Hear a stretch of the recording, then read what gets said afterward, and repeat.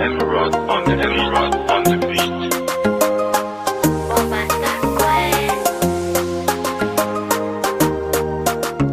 Orampela azafadiligna so fa misy raha ho volaniko anao tselatsela azafadiligna so la mety zao mba iaraka minao agny antsena azafadilay pela soako tsela foko ty tomboka we azafadilay ragnandriako mba jereo mitolia baka we lafa ela we pela soany atavako anao igny rafa ela vao saky mahitanao ao le mirarakive le tsy megna tsy raha hoe ndralahira te fa fitiavako anao la magneky ahy le mandramate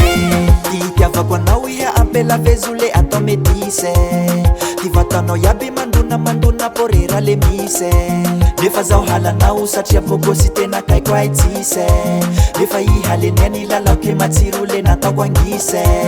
tsy vita ty raty mako tegna toy mbô tsy mana talenta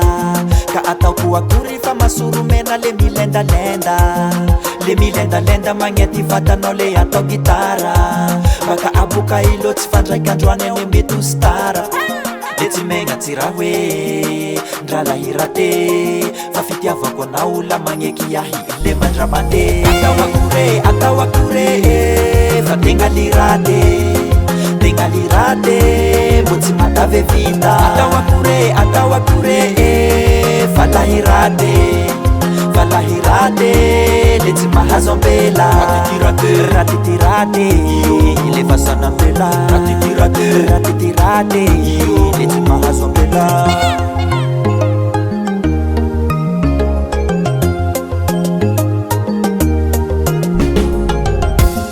la tegna koe raty tsy misy talenta tsy mahazo ampela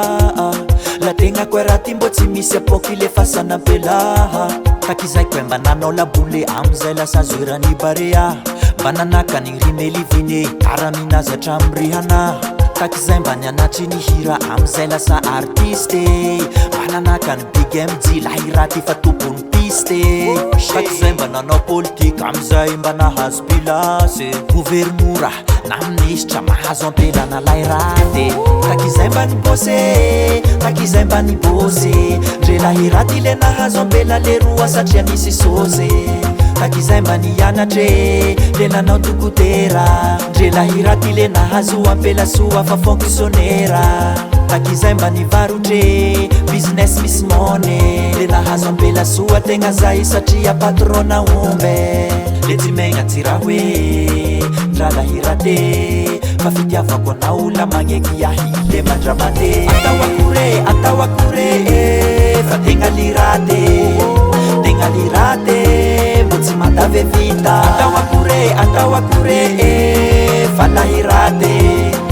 lahirate le tsy mahazo ampela ratitirate